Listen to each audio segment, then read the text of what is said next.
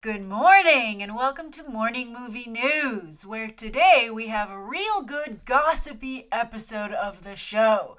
We have 3 stories that are super juicy, and the last one might not even be true, but if it is, it's a doozy. All right, so let's get started. Now, Entertainment Weekly, Jimmy Kimmel, Entertainment Weekly, these two outlets are on a real roll here.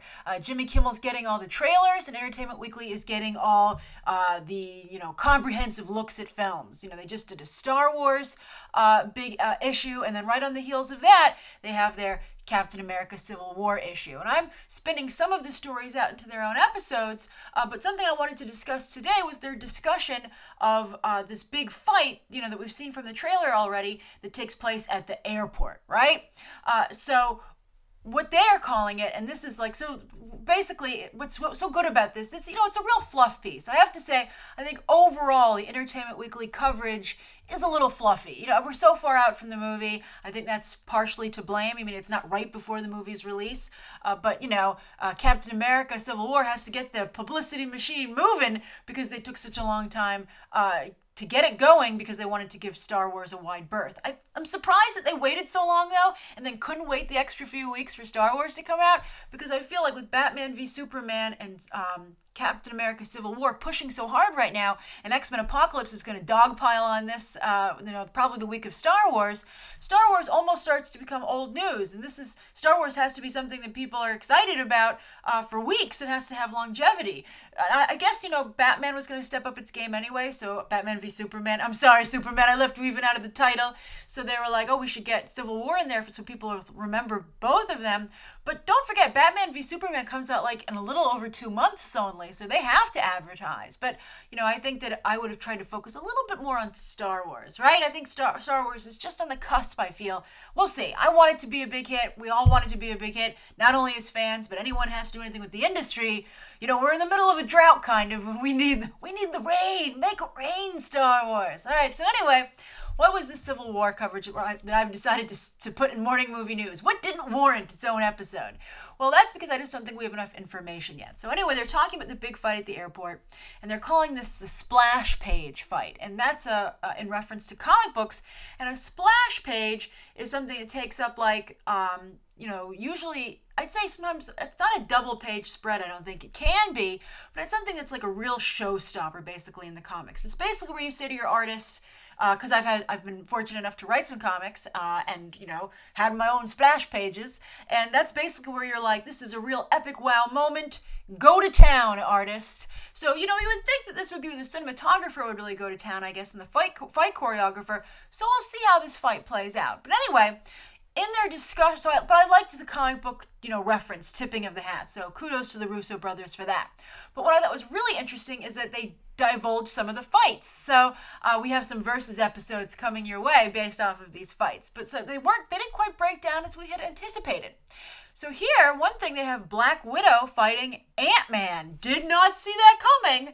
Now, part of me is a little insulted that Black Widow would have to fight Ant-Man. I'd be like, Black Widow can take anyone in that lineup, thank you very much. Why should she have to fight the little guy?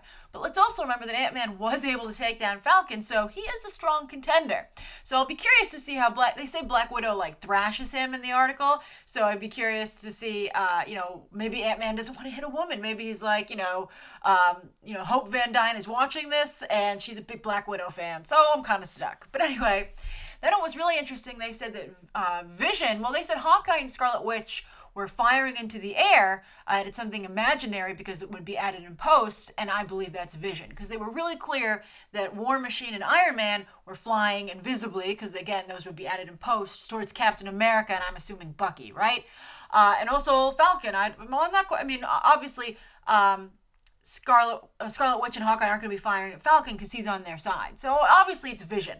Now I think that Scarlet Witch could take down Vision, but I'd be really curious. So many people, so many birds in the air, but I'd be really curious as to Hawkeye's arrows. What does he have? What trick arrows does he have that could take down Vision? So I'd be really curious to see how that fight goes.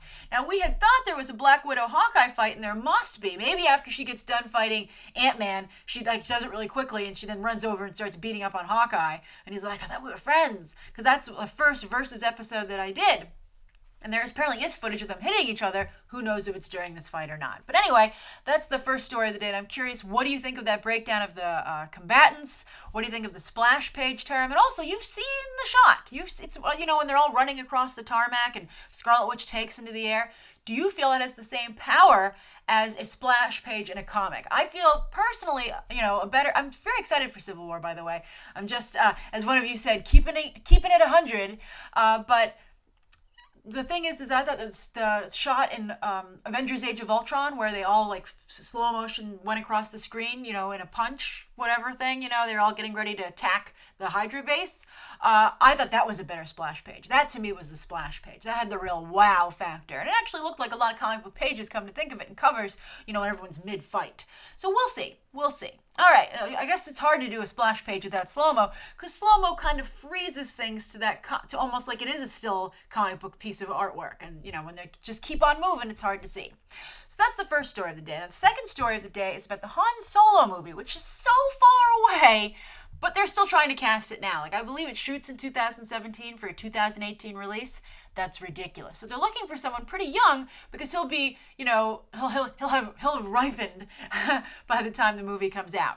Now, what's interesting though, the reason this is making headlines is that apparently Disney is like auditioning anyone who wants to read for the role, which is both exciting and I would assume a little bit annoying for some actors, because they're like, do I really have a chance, or are you just trying to make headlines and make this a big deal? It's like when they did the open casting call, not only for Scarlett O'Hara in Gone with the Wind, but most recently for Peter Pan and Pan. But then they ended up going with an industry professional anyway, instead of casting an unknown, who had no experience, or no professional experience. So sometimes it just feels like it's a publicity stunt. But what is interesting, for instance, is that they've been casting apparently, ethnicity blind, because the lead actor, I forget his last name. It's like Rami. I don't have it off the top of my head. I should have remembered I was going to mention this. But anyway, I have my two favorites that I wrote down. But I thought it was interesting that the lead from iRobot read for the role. I think he'd be wonderful in a blockbuster. I think he's incredibly talented, especially when you think that he came from the Night at the Museum movies playing the son of the Pharaoh, and now he's actually becoming like this really big actor. It's like, paying your dues. Although I liked the Night at the Museum movies. They were fun. They were family fun. But anyway, he read for it. So I think that's very interesting. And they're like doing a global casting search, and they want someone who can be funny. Like, basically they want someone who looks kind of like Harrison Ford, although that can't be unless, it is a publicity stunt, because why else would you have the lead actor from iRobot audition? But he has to be able to be funny and charming and handle the action sequences, right? And then, so basically the casting department is going to narrow it down from everyone so that Phil Lord and Chris Miller can weigh in on who they might actually like to cast.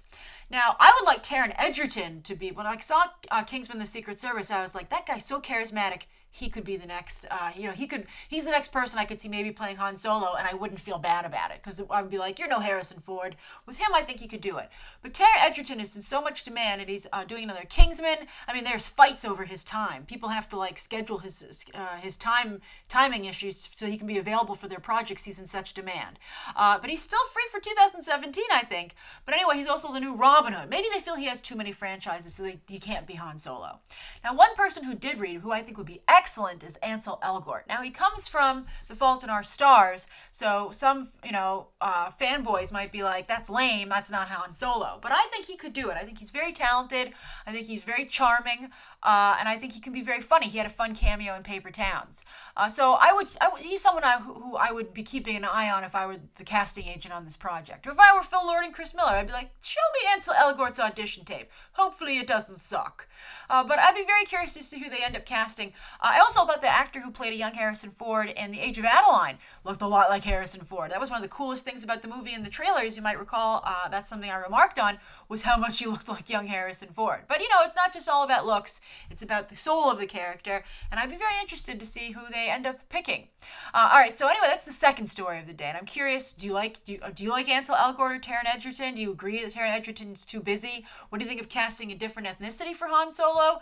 And what do you think of them casting so far out? Can you take any of this seriously, considering we're so far out from the movie actually being filmed? I don't know why it's so far away. I guess everybody's just so busy. They're like, we want Phil Lord and Chris Miller. We'll just wait for them to become available because they're pretty book solid too. But they've actually already written the script and everything. So I'm like, why are you waiting so long in this movie? Well, whatever. All right, so the third story of the day, this is the one that might not be true, but it's a doozy. All right, this comes from a apparently not reputable source in the UK. It's BTT UK viewers have been telling me, but it's a newspaper that occasionally gets it right. And this is a very juicy story that's starting to really worry some people. So it broke yesterday that and JJ Abrams has been keeping a real lid on Star Wars, right? Like he is really closely guarding this film. So we don't really know how it's turned out. So I think obviously that's another reason this got a lot of headlines, is people are just eager to hear some news on the final product.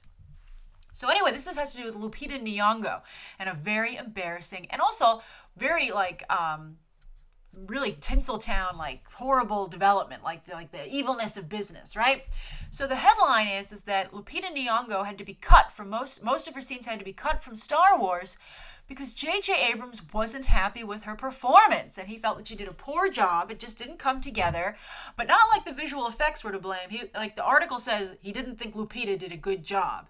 And he actually asked her dialogue to be re-recorded. Now that sounds a little iffy because they used some of her dialogue in one of the trailers as the voiceover, but also they didn't show her character. So maybe he was like, well, that chunk of dialogue turned out okay, but you have to re-record some of this other stuff. And we're not showing the character because it doesn't look very good. Remember, as you might recall in my discussion about some of the reveals about the plot. This isn't going to reveal any plot, don't worry about it. But they said technically about the character that she's playing, Maz.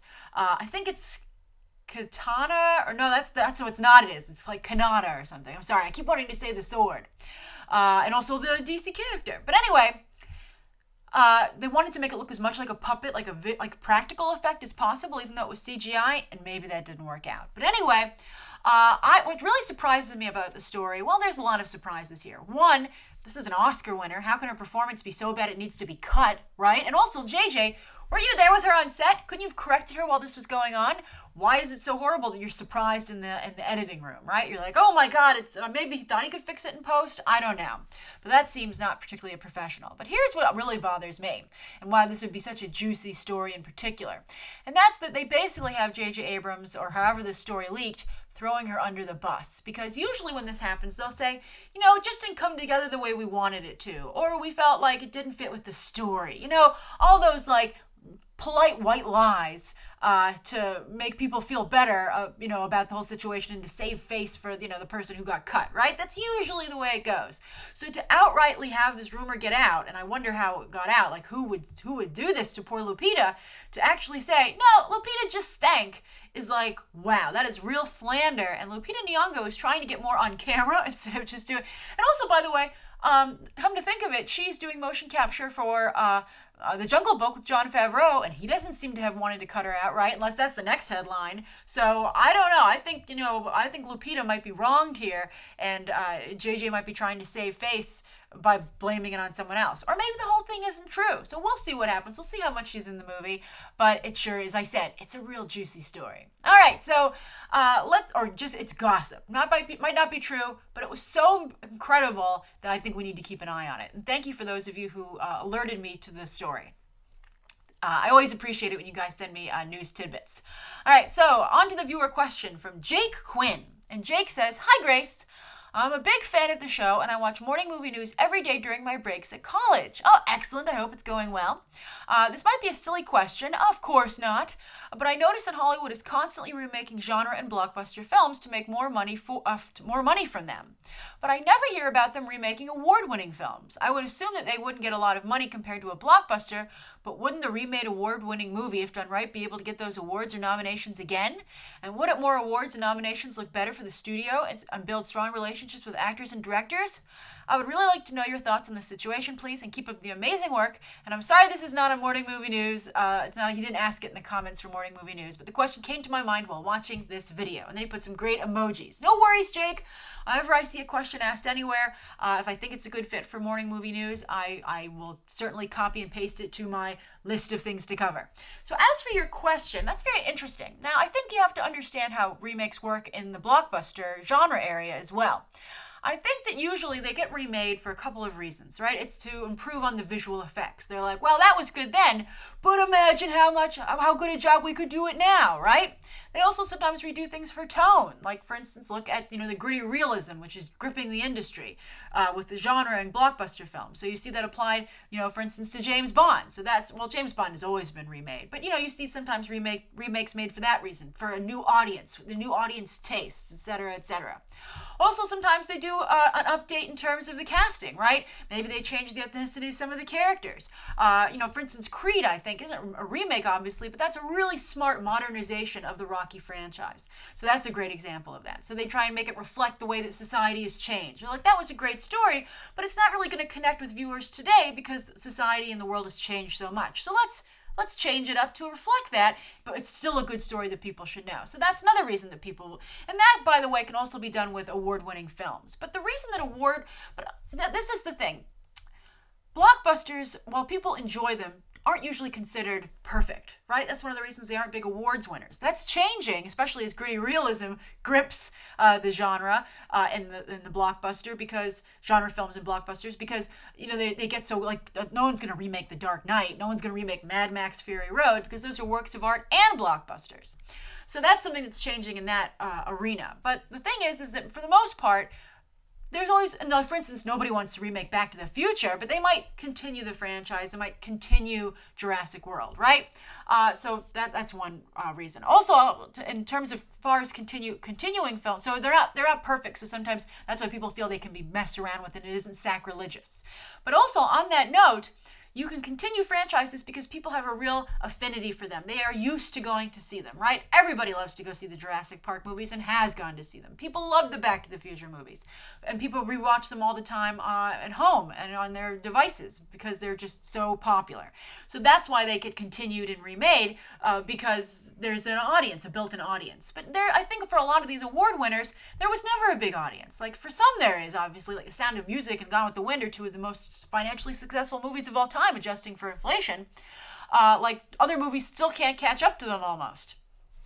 But mostly awards winners never have a big audience to begin with. So Hollywood's like, I already got my awards. Why am I going to, tempt fate by slandering and ruining the award winner that I have? And there's no loyalty to this property, so no one's going to go see it anyway if I remake it. So that's one reason they don't do it. There's no loyalty from the audience, right?